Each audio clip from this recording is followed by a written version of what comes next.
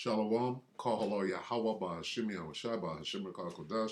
Double honors to the elder apostles and elder bishops of GMS, including the elders that came before them, and taught us this truth.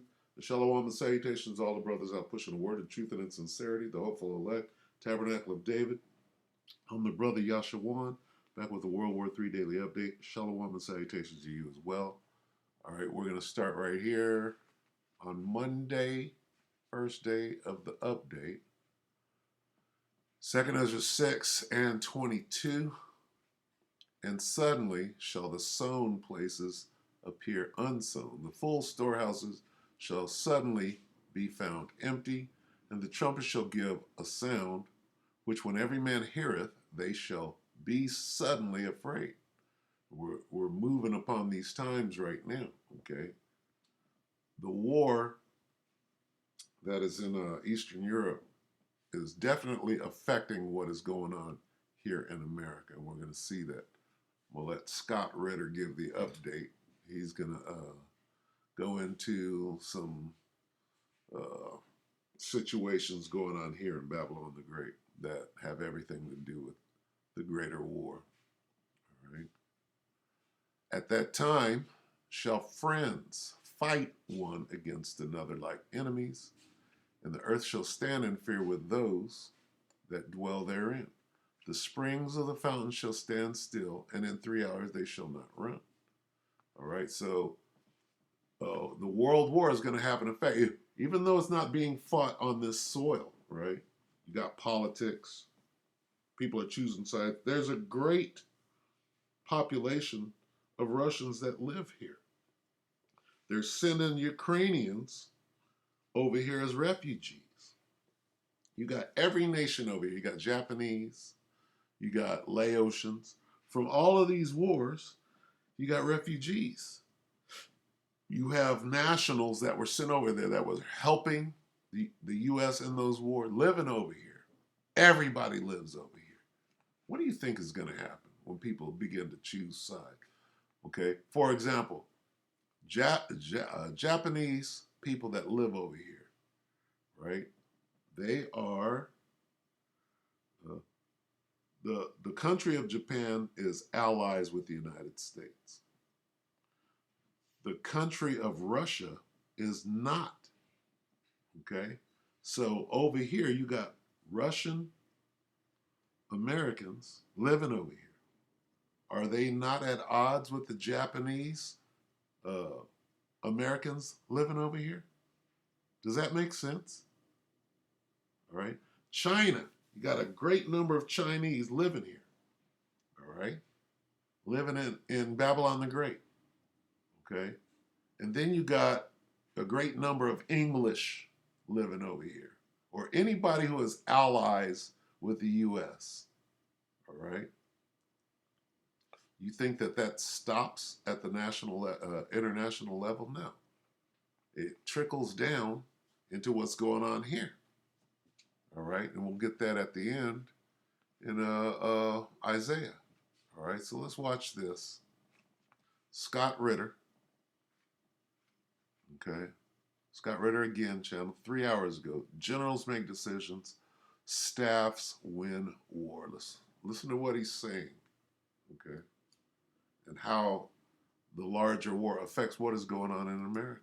Cancel culture, unfortunately, a reality in America that has lost faith with the foundational concept of freedom of speech. I was scheduled to give a presentation on my new book, Desiring the Time of Perestroika, at a landmark restaurant in New York City, the Russian Samovar. I've known the former owner, Roman Kaplan, for many, many years prior to his passing in 2021. Russian Samovar had a reputation for being a place where books could be read, poetry could be read, and I figured taking my book to the Russian Samovar would continue in this tradition. I had reached out to Roman's stepdaughter, Vlada Banshot, and she agreed that this would be a good idea. She did put one condition on, however. She said, don't talk politics.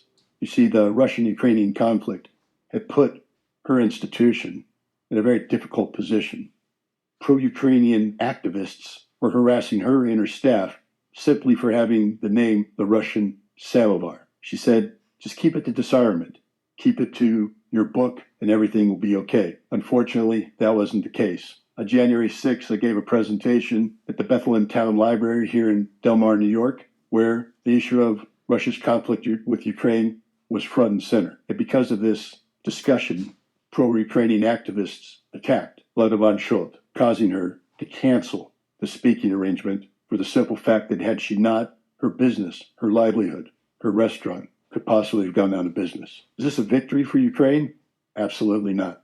You see, if you listen closely to what I was saying on January 6th, I was talking about the need for the cessation of the conflict, that to continue the conflict would only cost Ukraine many thousands of more lives and possibly more territory. I was advocating peace. The pro-Ukrainians who shut down my January 15th talk, they're advocating war, violence, more dead Ukrainians. When they shall say peace and safety, sudden destruction cometh upon them, as a woman that travaileth in birth. It's not a pro-Ukrainian stance. It's an anti-Ukrainian stance. And unfortunately, it's a stance against freedom of speech. It's an American tragedy. It's cancel culture. A crisis in command.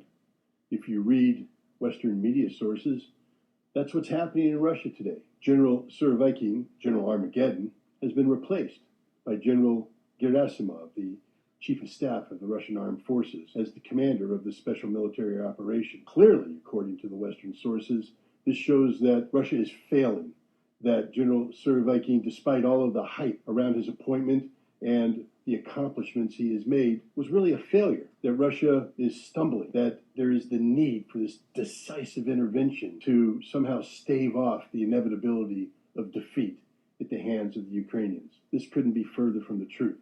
When General Surovikin was appointed, the Russians were going through a difficult transition from a military organization that was designed to fight the Ukrainian military, instead finding itself fighting the collective West, NATO, a Ukrainian military that had been invigorated with the injection of tens of billions of dollars worth of Western military equipment and financial assistance. General Surovikin accomplished his mission.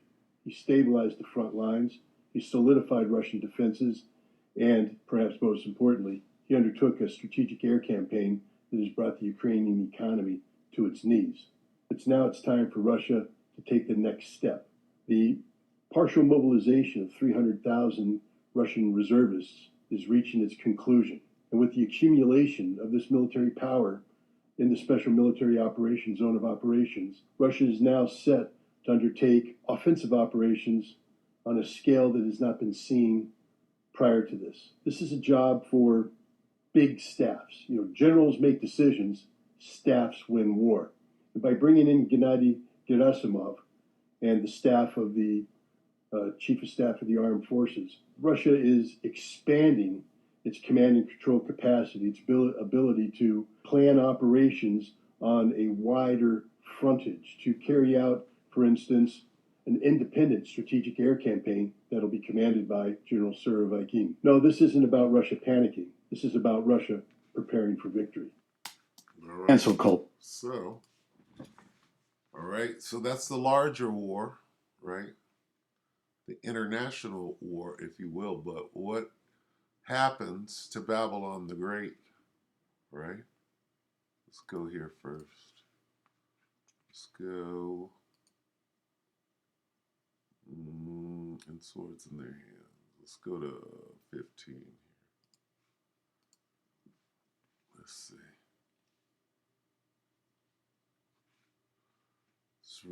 Second Ezra 15 and 15. Woe to the world and them that dwell therein, for the sword and their destruction draweth nigh, and one people shall stand up and fight against another, and swords, and that's going to happen right here in Babylon the Great. Okay? There's going to be a civil war right here. And he was touching on it. Okay? What happened in New York, you got people from the Ukraine coming against the Russian community. Right? And people are going to lose their livelihood right here in Babylon. Understand? This is Isaiah 19, and we'll close on this. Isaiah 19 and 2. And I will set the Egyptians against the Egyptians. All right.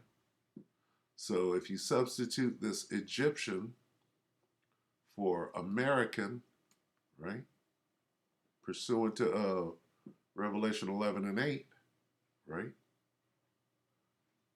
this is talking about Babylon the Great. And I will set the Egyptians against the Egyptians, and they shall fight everyone against his brother and everyone against his neighbor, city against city, and kingdom against kingdom. Right here in Babylon the Great. Let's get Revelation and I'll close. Here it is right here. Revelation 11 and 8. And their dead bodies, whose dead bodies? The 12 tribes of Israel, shall lie in the street of the great Babylon, the great city, which spiritually is called Sodom and Egypt. Okay? What is the great city? It's talking about America. America is spiritually called Egypt, where also our Lord was crucified. So when you go back to Isaiah and you understand that the Egyptians are the Americans, okay, and I will set the Egyptians against the Egyptians, right? Because America is spiritually called Egypt and Sodom, but in this case, Egypt, right? You get a civil war.